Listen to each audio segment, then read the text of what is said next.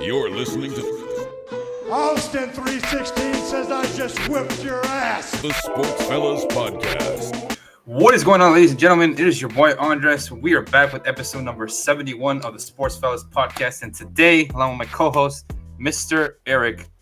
How you doing, sir? I'm good. Good to be back. How are you doing? Listen, man, let me tell you something. Djokovic lost. Zverev lost today. CM Punk got his first win in a 1v1 in 10.5 years at a PLE or pay-per-view. Football is back. The Gators lost. FSU is 0-2. I mean, I am thriving right now. Hey, Miami might be back, man. We might. We got to take one game at a time, but we might. But, Eric, we do have a special guest, the one and only from the 49ers Truther podcast, Mr. Isaac, fresh off a season where, unfortunately, the Cards didn't play in your way again. But how you doing, sir? I'm doing good. I'm ready for this redemption run, hopefully. Yeah, hopefully, right? But, ladies and gentlemen, today we are here to talk about the NFL. You know, all of us love WWE, so we're going to talk about some storylines for this season. Then we're going to talk about the college football playoff format because college football is back, what we think about it, and the Champions League because football is back. I mean, honestly, we had the Copa all summer. We had the Olympics. We had the Euros. So football was really gone for a week maybe. But without further ado, let's get straight into it. So, Isaac, you're our guest today. You know, you're a good WWE booker. What storyline are you looking forward to the most this season? Well, there's me personally as a fan of a team, and then there's a few other major ones. I think a major one for the league, it's kind of seeing if the Chiefs are going to be able to three-peat. It's a lot of people are expecting it, and I mean that would be insane. It would they're already stamped in my opinion, but it would just kind of lock in this is one of the craziest dynasties that we've seen.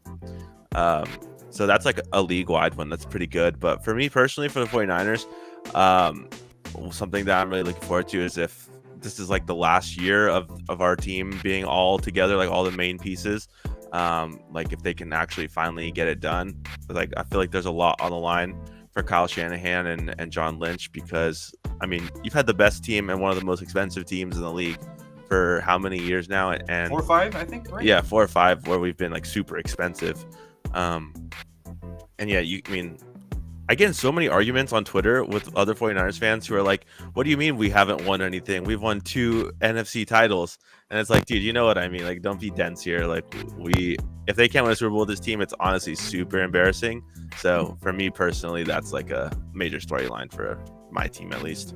You know, and you talk about that argument you said with someone on Twitter. I remember a couple weeks ago, I was talking to one of my friends, Tigu. We've had him on the podcast, and we talked about Andy Reid, right? So Andy Reid made it to 5 straight conference championship games with the Eagles. He made it to a Super Bowl, might be 2, correct me if I'm wrong, but he made it to a Super Bowl with the Eagles. He went 13 years without seeing another championship game, and nobody really cares about what he did with the Eagles, you know, and there's the cliche about sports as a short menu, but think about that for a second.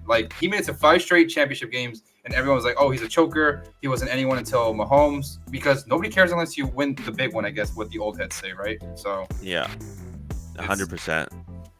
Yeah, for you, it just feels like getting over that final hump, which, we were talking about it before the episode, it just feels like everything plays right for the Niners, and then something just goes horribly. You know what I mean? The overtime, it was just you just sat there waiting for that storybook ending, and you were just dude, I'm being serious. I sat there in silence because I was just in disarray. I'm did this really happen again? I'm sorry. Yeah. I didn't mean half of me was is this really happening again? And the other half of me was of course this is happening again. Yeah. It's when you watch a movie and you expect a different ending. Yeah. I'm kind of used to it with Kyle Shanahan at this point. Oh, Shanny. Eric, you're a pretty good WWE booker yourself. What storyline are you looking forward to the most this season? I think I'm excited to see the young QB talent across the league and see who actually kind of steps up. I mean, a lot of people have been hyping up Anthony Richardson, CJ Stroud, Brock Purdy, all the rookie QBs. Jaden Daniels, a lot of people expect him to have an insane year. Caleb Williams, I mean, he already has an elite wide receiver core, probably top 5 in the league. So a lot of people expect him to almost be a lock for Rookie of the Year. I think Drake May could have a solid year despite having mediocre weapons kind of in New England. Like, I think there's just Jordan Love. There's a ton of young QB talent across the league, and it kind of feels like we're in that new era. Like, sure, I heard y'all talking before I joined. Aaron Rodgers is, like, still here. But, like, is he really, though? Like, I do think he could have a good year and Jets could make some noise. But, like, it's more likely that he's not going to be at that MVP level anymore. I mean, it's just almost impossible to be at the age of 40 after tearing your Achilles. Like, it's kind of unreasonable expectations. Like, I do think their defense is elite. They could still be solid, but I don't know about him. Brady's gone. Like, Drew Brees, all those guys that we kind of grew up on are now moving out, and we're kind of in this new era where, like, even Lamar Jackson, he's still pretty young. Justin Herbert's only 26, I think. We know how much Isaac loves Lamar Jackson. It's just, I think there's a lot. I think for a couple years, I kind of felt like the QB talent in the league was kind of not that great. Like, it felt kind of like, oh, there's only a couple. But right now, I feel like it's really building back up again to those elite levels where, like, even, for example, in fantasy, which obviously isn't everything, but, like, I feel like there could be almost every team in the league in a 10-man, 12-man league that already has a quarterback, and I still see multiple options that I'm happy with because I just think it's such a deep league now at quarterback, and obviously a lot of that is going to tell time. Like, I personally am not a big believer in Anthony Richardson, but, like, this is a big tell year for him. Is that, like, the haterade or you're just being objective? I don't get where the hype is coming from. He wasn't good in college. He just wasn't. Florida was trash with him. He had an insane combine, went number 4, played 10 quarters, and all of a sudden people are crowning him. Like, I just don't get where that hype is coming from. Like, let's see him. He should be treated like a rookie, basically, in my opinion. Dude, he played 4 games and got hurt in 2 of them. Exactly. And fun fact, in the only 2 games he actually finished, they lost both of them. Like, I mean, I'm not fully there yet. And that's why I saw one guy someone asked, they're like, on a scale of 1 to 10, how confident are you that your team finishes with 10 wins? And a guy was a Colts fan, he was like, at least an 8. Anthony Richardson's going to lead us. And I'm like, what? Where, even as a Colts fan, what makes Anthony Richardson give you that much confidence already? I don't get it. Like, I don't know. Overall, though, a lot of young QB talent I'm excited for. I think there's going to be a lot of do or die. Like, do y'all, this is a question for y'all kind of now. Do y'all think Joe Burrow has a big bounce back year? I think so. I think he has to. Yeah. Yeah, he has to. Like, I just don't see a scenario where he doesn't. But what's up with Jamar Chase? Like, they got to figure that out. And they're kind of idiots for how they've handled it, I think. Yeah, I think they're probably the one team that did it worse than us with Ayuk. Literally, yeah. Yeah, I mean, hopefully he does play because I didn't draft him. Like, so did I in another league. I had the 6th pick. They have to get done. There's no way. And also, like, Ayuk, y'all got him he got a lot of money, but it's not like a deal that is like you can't sign. Like, you sign that deal if you're the 49ers, and you sign a deal similar to that if you're the Bengals. I just don't get what the holdup is. You can't let him walk. You can't let him sit. Like, what? And also, I 100% understand why players like this sit out. I mean, go get your money and protect yourself and everything. But I feel like it's tough if in the end the ultimate fight is over $1 or $2 million per year, maybe on the grand scheme of you're getting 120 plus. Is it really worth missing a year in your prime, that 1 to 2 million? For me personally, I wouldn't think so, but I'm not in their position, so I can't really tell.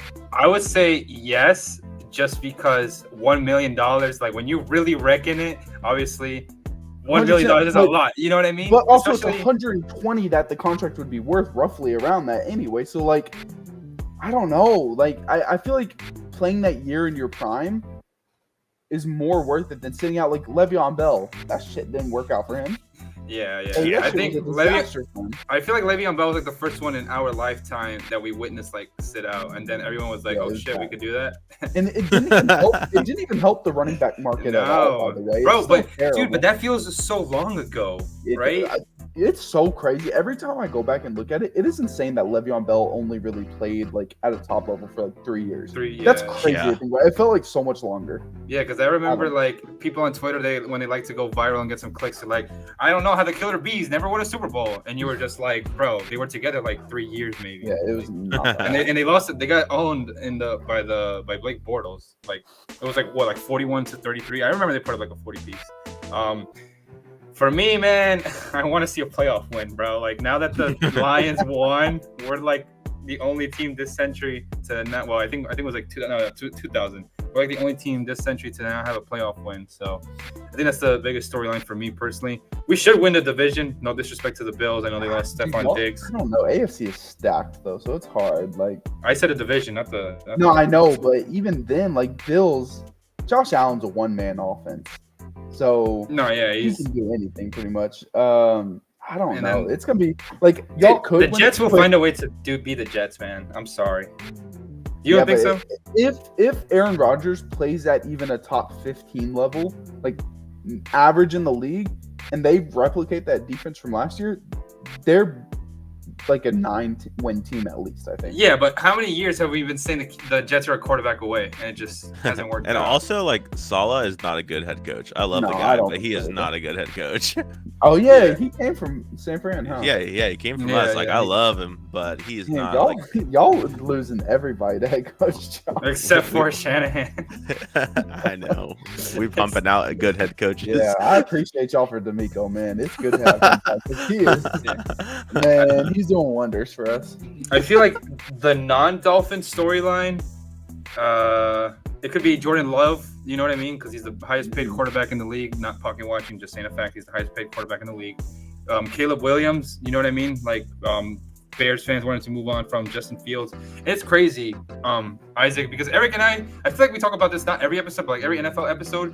Teams give up on quarterbacks so quick, and like I get it. Like the number one example for me is Josh Rosen, right? Josh Rosen played 1 year with the Cardinals. They said, "Hey, we're done. We're gonna draft Kyler Murray," and that was his career. Like it's crazy how fast the time moves in the NFL. Would you agree with that? Yeah, but I feel like I've seen both ends of it where like I can see why certain teams want to move on quickly, especially if they kind of have a decent roster around the team. Because like if you think about like how long the Raiders kept giving chances to Derek Carr, how long the Niners were giving chances to Alex Smith until Harbaugh came, like he was just, you know, like certain teams miss out on potential windows because they want to stick by these guys. So I can see why other teams observing might be like, hey, we really don't want to spend 5 years attached to this average at best quarterback, like someone like Josh Rosen or whatnot. But I do agree, it is kind of crazy. Like one season is insane unless it's like the worst player you've ever seen, like Desmond Ridder. That makes total sense. I would not like I'm not. Hey, that's totally fine. We gotta talk about the Falcons. They could be sneaky good this year. I think Can they? Kirk Cousins is a good quarterback, and I think with Drake London and Kyle Pitts, Arthur Smith. If there's ever a year Yeah. for Kyle No Pitts to have a Arthur Smith. breakout, it's this year. Yeah. Like Kirk Cousins is gonna get yards. He's gonna get Bijan. targets to them. Bijan, I'm a big Bijan guy. Their defense is solid. Like in the NFC, specifically the NFC It's South, garbage. they kind of need to win that. Like They gotta Bucks win that. They have to win the NFC South. Dude. Yeah, I think like outside of the Panthers, like the Saints could win a division. The Bucks just made the playoffs last year, and then the Falcons are getting a new personnel. But the Falcons' schedule early on, it's really not that nice. I mean, I think they play the Saints, they play the Eagles, I think, and then I forgot who they played week 1. Oh, the Steelers. That's who they play. So like, and the Steelers are a funny ass team. Man. Average. They're hilarious. lately They're been just kinda average. there. Yeah. But moving on to another subtopic, prime time games. All right, I know you guys know the stats, but I'll read them out loud to you. Jets, Niners, Cowboys, 6 primetime games. One of them is a polar bear in Texas. No pun intended, because it's not the Cowboys. Then the Chiefs, the Bills, the Packers, the Lions, the Bengals, the Ravens, the Eagles, the Dolphins, and the Rams at 5. Texans, Steelers, Bucks, Seahawks, Falcons, and Browns at 4. Giants, thank God. Bears, Chargers, and Saints have 3. No disrespect to the Giants. They had like 6 primetime games last year. For what reason? Vikings, Raiders, Commanders, Broncos, Jaguars 2. Colts, Patriots, Cardinals, Titans 1. And Panthers 0. So I understand why the Jets have 6 and the Niners have 6 and the Cowboys have 6. But more primetime games than the current champions, the storyline, the WWE shit. How do the Chiefs not have the most, or at least tied with the most primetime games? No, they're a lot of people's pick to win it all again. So Exactly. Which, by the way, would be unreal if they actually do manage to do that. I don't think so, but what division is the NFC West playing against this year? Because it honestly AFC West playing against, because it honestly could just be because of their schedule. Like, no one wants to watch the Raiders, Chargers, and Broncos on primetime, and so that's 6 of their games right there. Right. And I know they do play us, so I'm assuming actually it's just a one-off game. It looks like they're, I mean, in the AFC they're playing the North. Yeah. So I'm looking at their schedule right now. Like, other than the Ravens, the South, I think they're playing the South because they play the Bucks, Falcons. Oh, yeah. That's probably why. Okay. Yeah, but one thing that is a crime is that the Bills game is not on primetime. It's a 1:00 game, which is crazy to me. Like, the Mahomes Chiefs and Bills. Josh Allen. Yeah, this is the second time they've done that. This is the second time, which is ridiculous. Everybody loves that matchup. It's one of the always fun. What week is that matchup? I just closed it. It's pretty late in the season, week 11 or 10 or something. Yeah, week 11. Oh, there's got to be like some crazy game that. Yeah. But I remember they played last year at like 4:25, and it was like it just didn't feel right. You know what I mean? I forgot it was the Sunday night game that night, but it's an afternoon game. It's 3:25 or 4:25. Or 1:25. So that week the primetime games are Sunday night. It's Colts at Jets, and Monday night it's Texans at Cowboys. Oh, that's a great game, but the Sunday night one makes no sense. Bro, here we go back to Anthony Richardson. See, Eric? I don't know, man. I need to bite my tongue on that. I've said enough to where if I am wrong, I just need to stop talking about football. Like, that's gonna be. That's why earlier when y'all talking about Josh Rosen, I didn't say anything. That's probably my biggest miss ever whenever looking at draft talent. I thought Josh Rosen was gonna be a star. That's all right. You saw me ride for Trey Lance. Man, dude, I still talk to people. So I work like in the Houston area, but a lot of people came from Dallas. So I talk to a lot of Dallas fans at work every day, and some of them swear that they're okay with, like, they were okay with Dak if he didn't sign or if he doesn't do this because Trey Lance could be their future still. I'm like, I don't know, dude. Come on. He's the emergency QB now. He's not even the backup. Yeah, like, at what point do you just kind of realize, like, it's just not there?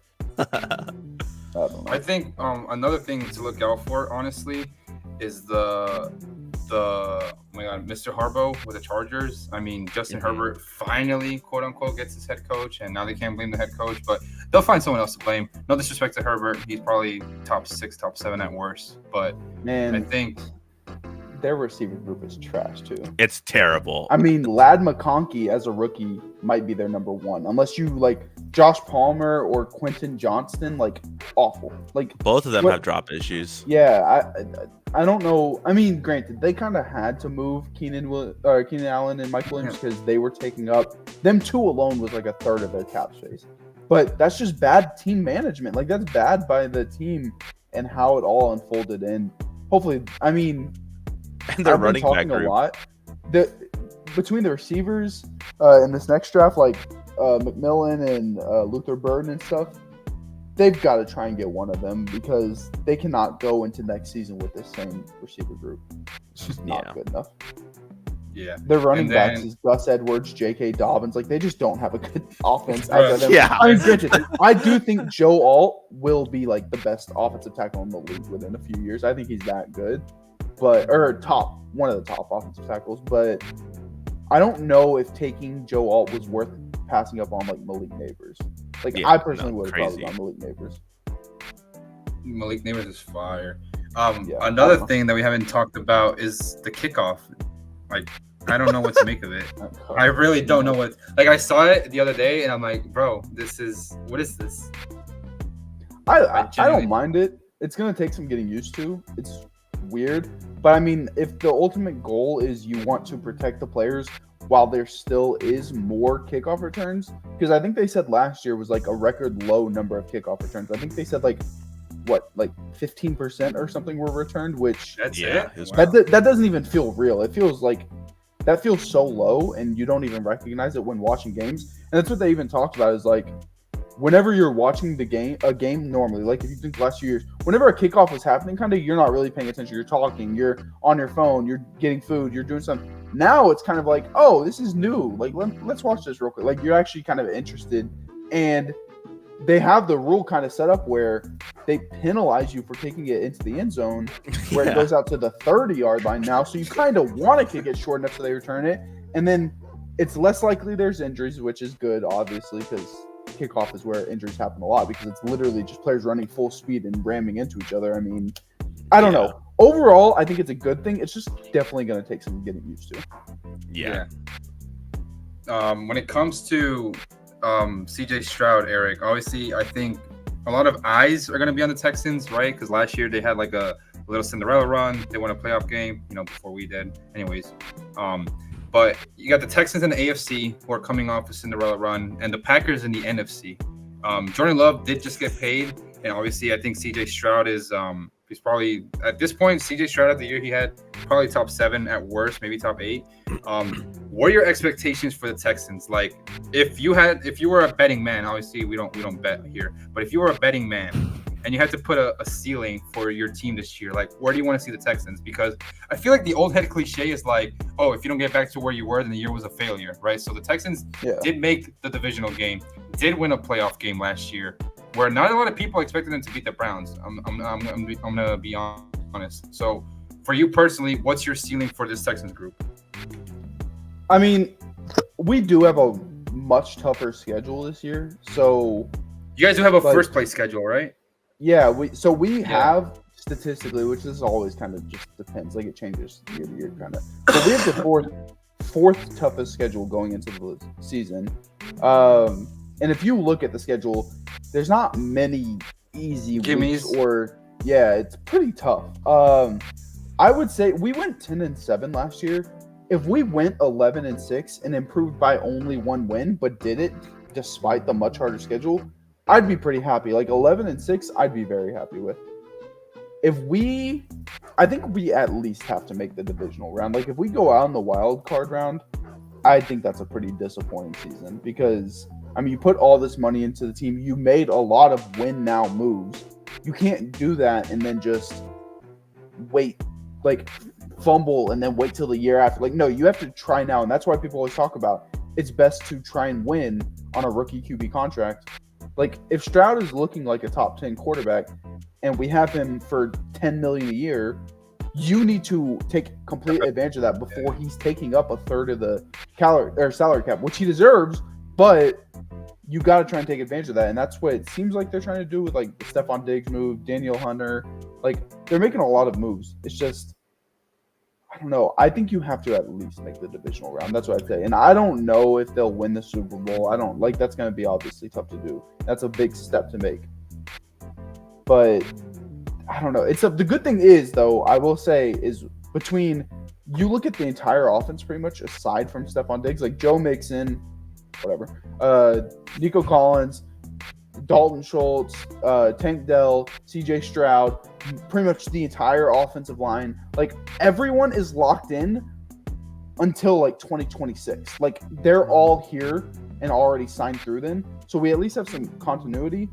I don't know if Bobby Sloat, the offensive coordinator, is going to be here much longer. He almost got taken for a job this offseason, so we'll see how that goes. But I think divisional round has to be the minimum you're expecting. And then anything after that, like it depends. Like if you're getting to the divisional round, it's kind of just a game-by-game basis. You can't really say much after that point, I think. In terms of the wide receiving group, what would you say is wide receiver 1? I'd say Nico. Yeah, I right. think Nico Collins, yeah. In that order, Nico, Tank, and Diggs. I don't think Diggs is not going to be wide receiver 3, but yeah, that's right. I would say Tank objectively is going to be wide receiver 3, but dude, Tank when he's on is insane. Like I don't know. They talked about last year how every single week, I think for the entire season except for one, Texans had like a top 7 receiver in fantasy. At least one top 7 receiver in fantasy each week. So like one week it was Noah Brown, one week it was Nico, then one week it was Tank, then one week it was Noah, then one week like every week we had some receiver that went off. And that just might be what it is this week, where it's not necessarily he's clearly 1, he's clearly 2, he's clearly 3. It's this week it's this guy's turn to go off. This week it's this guy's turn. Like it might just be something like that again. Yeah. But I think Nico is definitely has the chance to be. He has the highest ceiling I think next year, and I think like if you're talking top 10 receivers in the league, he's most likely to be in those conversations, I think. Fair. Isaac, I think it's hard for me to talk about this, obviously, because for you it's Super Bowl or bust.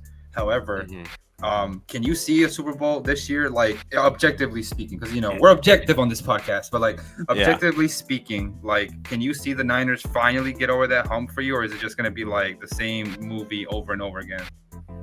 No, I think they definitely could, just because I feel like a lot of the issues that we see them commonly make in the Super Bowl are coaching errors that are honestly pretty fixable if Kyle just kind of has someone in his ear to kind of put him in check a little bit.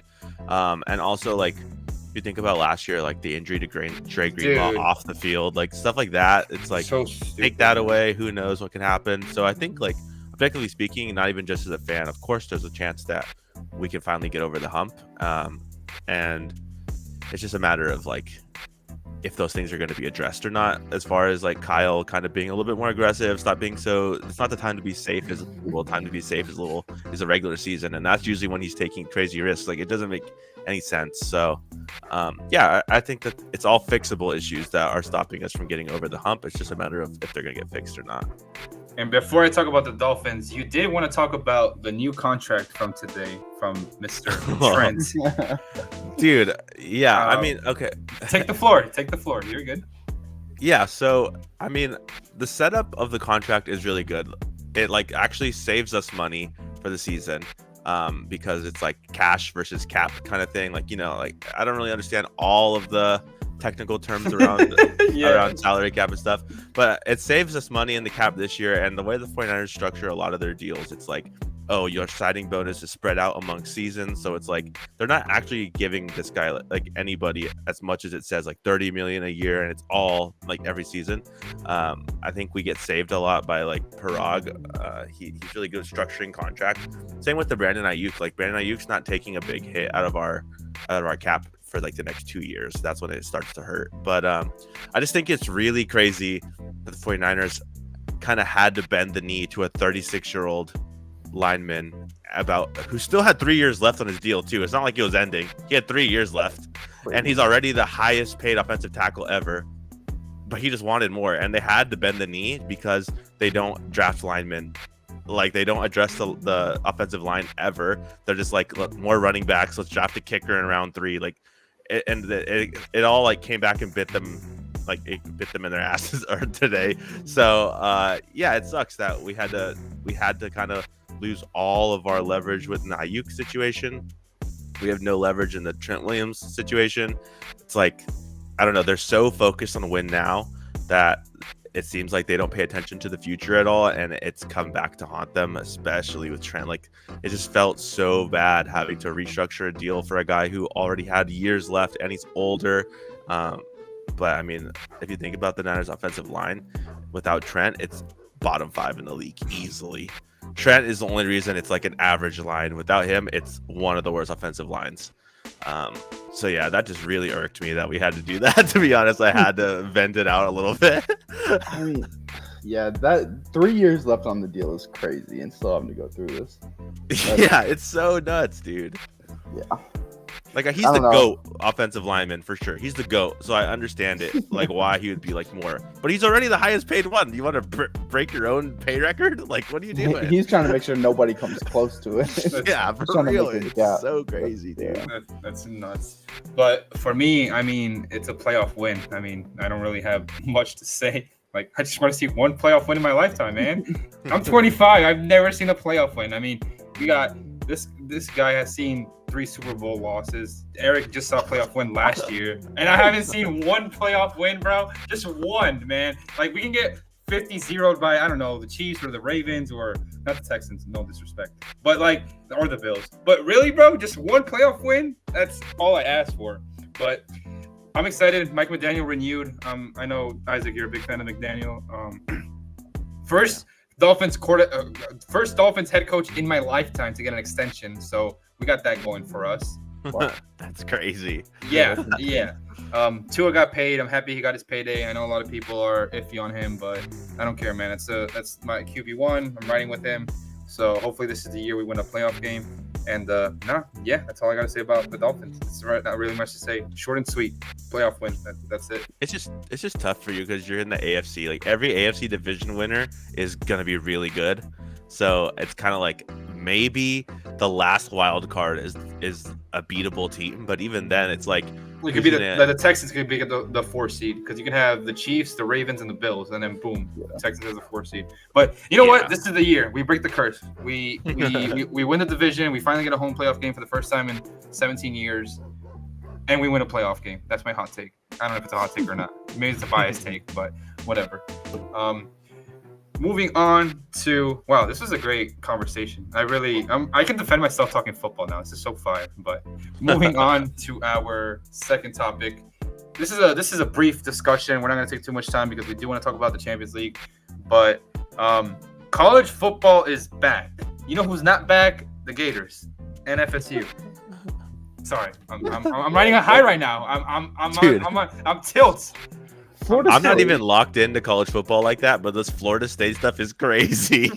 Them being ranked 10th before the season, that's what I don't know how familiar y'all are with it, but like there's always a week 0, which is like the first week of college football, which is usually like 5 games, and it's usually not that great of games.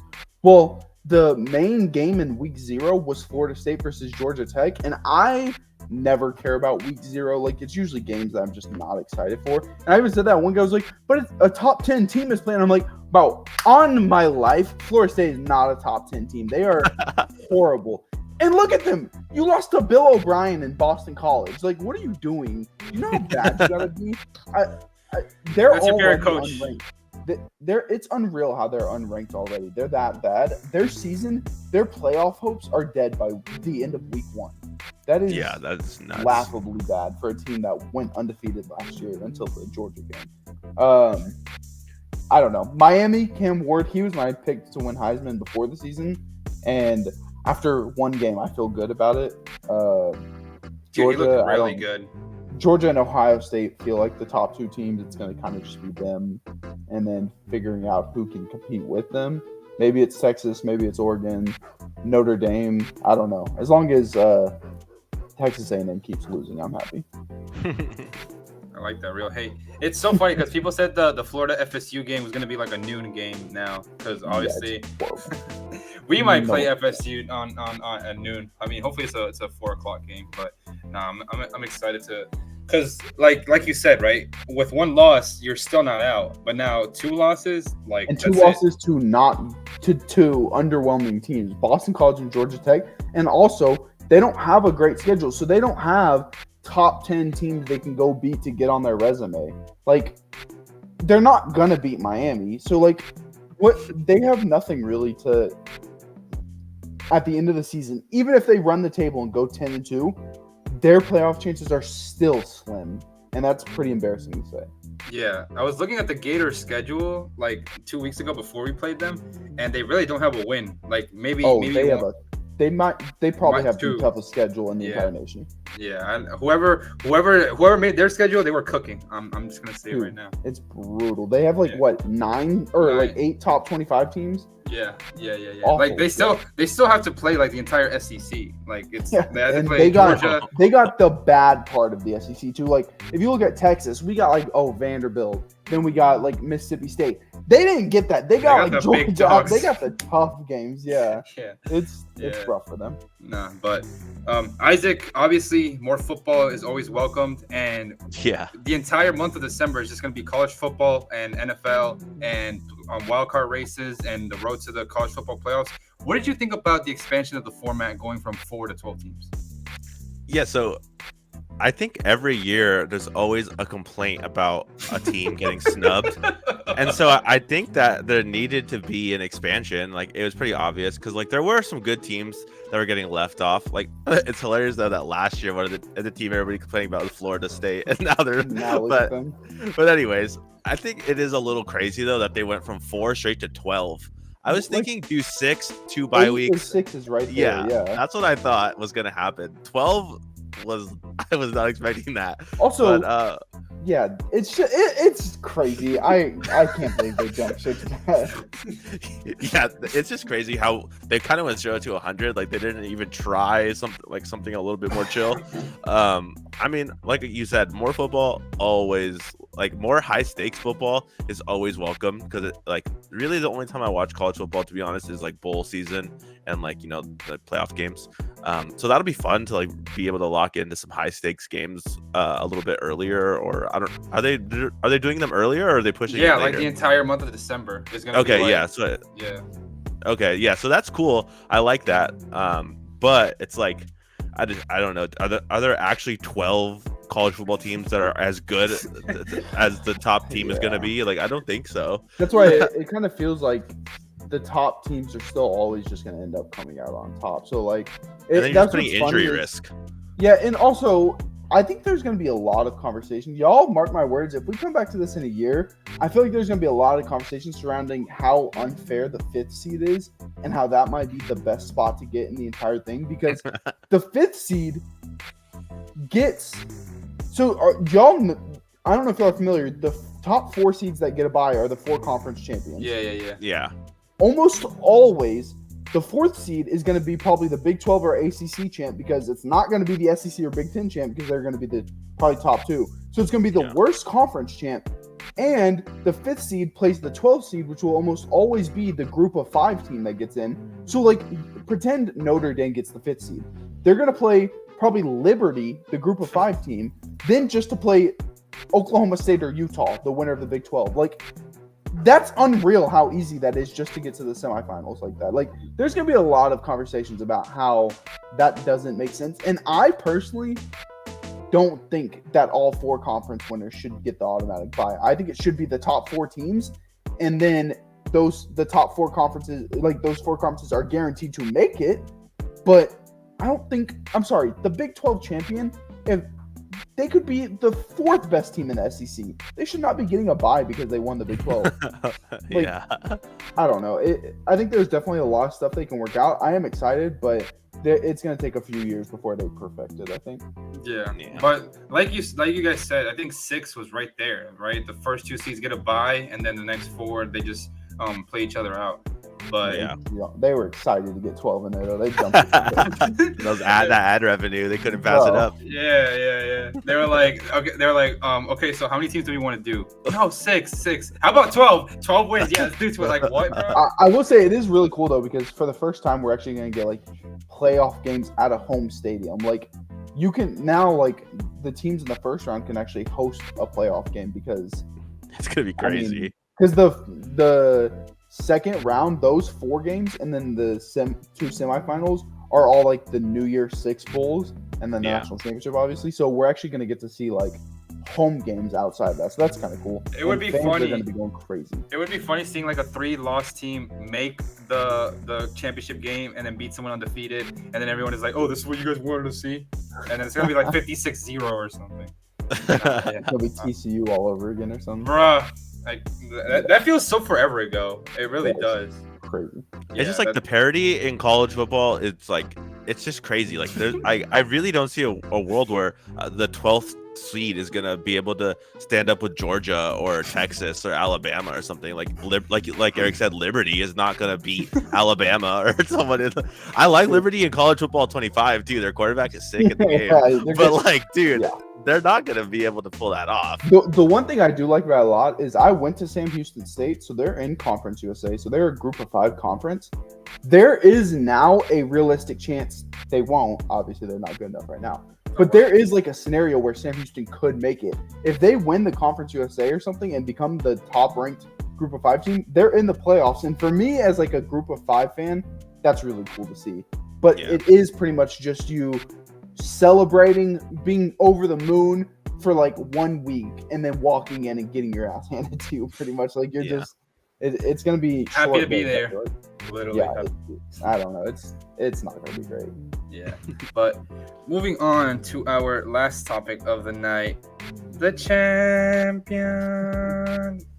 Eric, oh wait, your team is not in the Champions League. Sorry. Wow. Wow. I thought you were gonna do the same thing to me again. What too. the hell?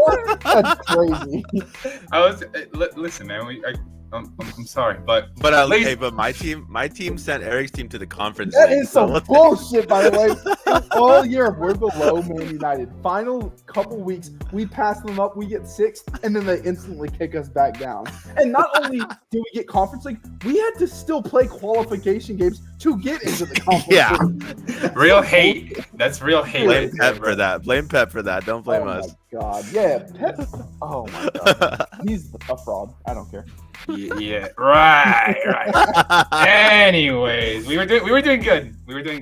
But anyways, we know how greedy sports are. There's no denying it. UEFA just woke up one day and said, "Hey, let's tweak the format. That's already fantastic." And they decided to go with 36 teams. So the concept behind this is it's 36 teams. It's a table. There's 4 pots, the same amount of teams in each pot, and you have to play 2 teams from those pots. However, you still cannot play the same team from your country. So, for example, Real Madrid and Barcelona were in pot 1, but they can't play in the same. They can't be in the same schedule. So, for example, Real Madrid plays Dortmund, Liverpool, Milan, Atalanta, Salzburg, Lille, Stuttgart, and Brest. So that's no Spanish teams. And then someone like Man City, they play Inter, PSG, Club Brugge, Juventus, Feyenoord, Sporting Club of Portugal, Sparta, and Bratislava. So, gentlemen, change is good. However, this just like I'm excited about it. I'm not gonna lie. I'm excited about it. There's more important games in the group stage. Whereas, like, for example, you get Man City PSG right out the gate instead of waiting to like the quarterfinals. But Isaac, what do you think about this new format? So similar to the college football format, I do think there's like teams that are gonna get in now that don't really stand a chance, and they're kind of just wasting time. But I like you also said that we're gonna get more exciting games in the group stages, because it would be so annoying every year, like 2 games in the group stage where like Man City versus Club Brugge twice. Like we already know the outcome of that both times. So like getting exciting matchups, like we're gonna get Real Madrid and Liverpool, Real Madrid Milan, Real Madrid, like we're gonna get all those like sick games early, and then we can get them again later too, like with more stakes. So I think from a fan perspective, who doesn't have a team in, so I don't really need to worry about my players getting hurt in these extra games. Like just as a spectator, it's awesome for me. You do have to worry about it in the Europa League though, because they have the same format. Yeah, but those teams are like way more Mickey Mouse. Like I'm not really worried about, you know what I mean?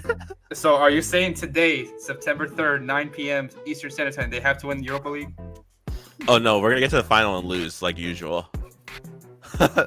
I've seen that the is script. Interesting though, because now the Europa League is even worse talent, because a lot of the best Europa League teams are now moving up to the Champions League and stuff. So like each one below it is just getting worse. Like Conference League, who is in there anymore now? Oh wait. So many, hold on. We know we're bad though. Like there's so many teams that like they should not be playing European football, and they're still just managing to scrape in because so many teams are making it now. I don't know. It's interesting. The thing that I don't like about it, the only thing, I'll be the old man yeller. In previous years, the third place in the Champions League goes to Europa League, and some of them end up winning it. Like Atletico, Sevilla has done it like 3 times, but now we're not going to be able to see that anymore. So it's like I thought that was still a thing. No, the 36 teams in Europa League, it's the winner is coming from those 36 teams. So in the Champions League, the way it works is the first 8 teams qualify automatically. Then 9 through 24 play each other in a playoff round, and then the 8 teams that are out, they're out. Like that's it. Yeah, I thought it was out of those 9 through 24 teams, 9 through 16, 17, whatever, move up, and the other ones move down to Europa. No, sadly no. So 9 through 24 play each other, and then the loser goes home, and the winner goes on to the round of 16 of the Champions League. Which, like I said, I know it's a money grab. I know we're getting more football and everything, yada, yada, yada. But They're playing 8 group stage games just to play 2 more. So that's 10 games just to get into the round of 16, and then you have to play 7 more games to make the final. Yeah.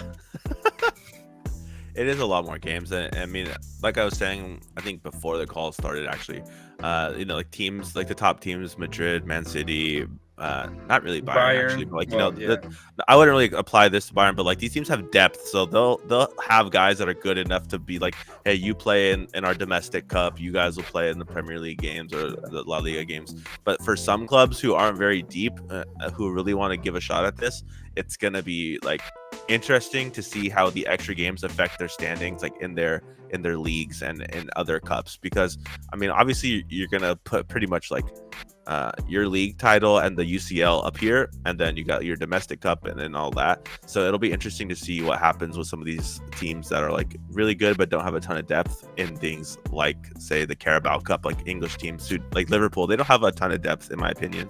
So seeing how they kind of stand in something like the Carabao or in the FA Cup, like it'll be interesting.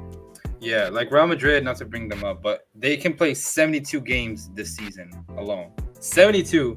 And then have 2 weeks off, and then start another like season, bro. Like crazy. These guys are like, bro, like it's like NBA schedules. Yeah, literally NBA schedules. And it's funny because Mbappe last year was talking about load management. That he was like, NBA stars, like they get to load manage, whereas like if we miss a game, they want to kill us because kids are paying so much money to like come see PSG or whatever the case was. Which, like I said, dude, these guys are not robots, man. Like I was looking up stats from like prime Messi and Ronaldo. They were playing 60 games a season plus international breaks. So like let's say they top out like 64, 65. Like that's still a lot. And that was 10 years ago when they were like 25, which obviously a lot of Real Madrid players, they're young, but like, dude, that shit takes a toll on your body. You know what I mean? Like Jude got hurt, Camavinga got hurt. Like we're already seeing like a lot of injuries. But overall, I am excited for change, but we'll see. It is wild because I remember it feels like a few years ago, I don't know, the Christian Eriksen thing, whenever that was. 2021.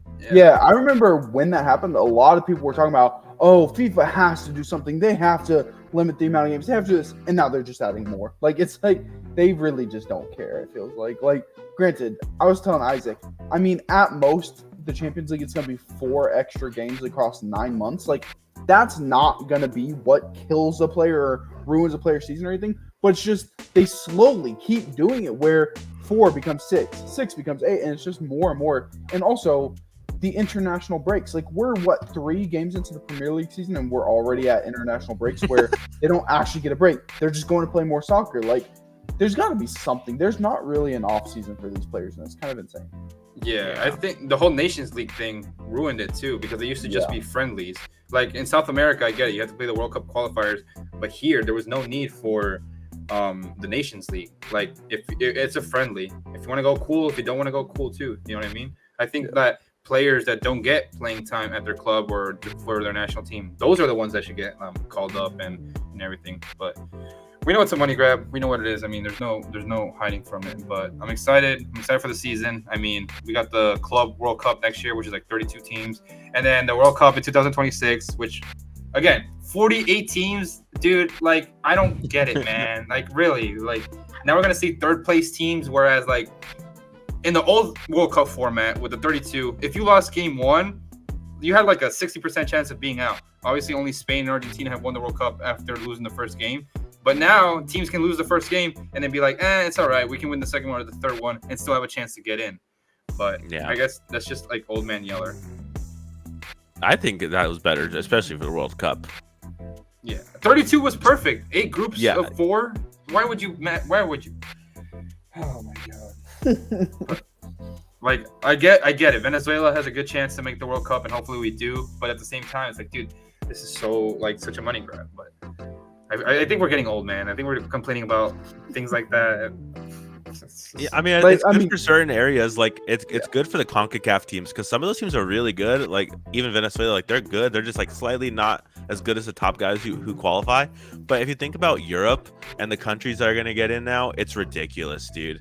Like, I'm not going to say really San Marino, but, like, Austria, for example. Like, what are they doing at the World Cup, dude? The World Cup, not a cup. The cup. Yeah, it's kind of dumb. I could see it'll benefit some like regions, and some regions are just gonna get some absolute jokes into the World Cup now. Yeah.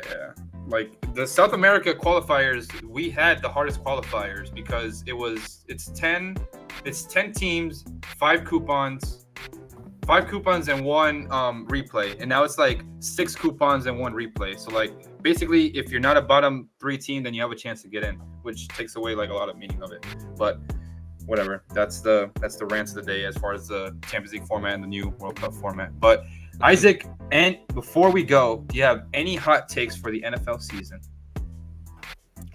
I mean, I don't really know if it's a hot take because we already have like a season and a half of it, but we're coming for that MVP this year.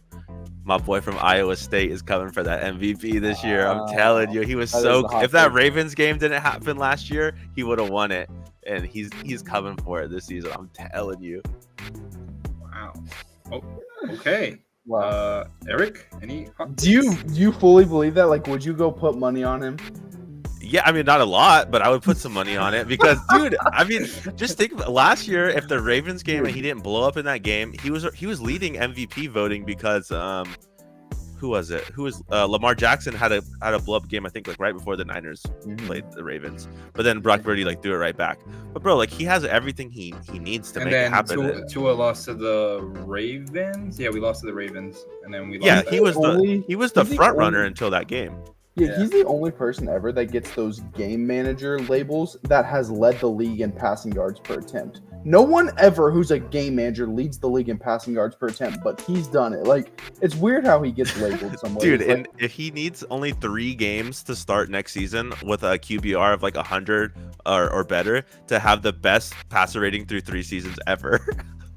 Yeah, like it's crazy, dude. Again, not to be the old man yeller at the cloud, but when Twitter discovers a new word, they just milk it. Like I saw game manager 900 times last year. I'm like, dude, the only good quarterback in the league is Patrick Mahomes and Josh Allen. Like everyone else is a game manager. They suck. They're terrible. Like you're not wrong because this isn't even sports related. But when Twitter discovered what industry plant meant, holy shit, they overused the fuck out of that term. They call everyone an industry plant now. I don't understand their fascination with finding one little word and just running away with it and burying it to the ground. It's so annoying.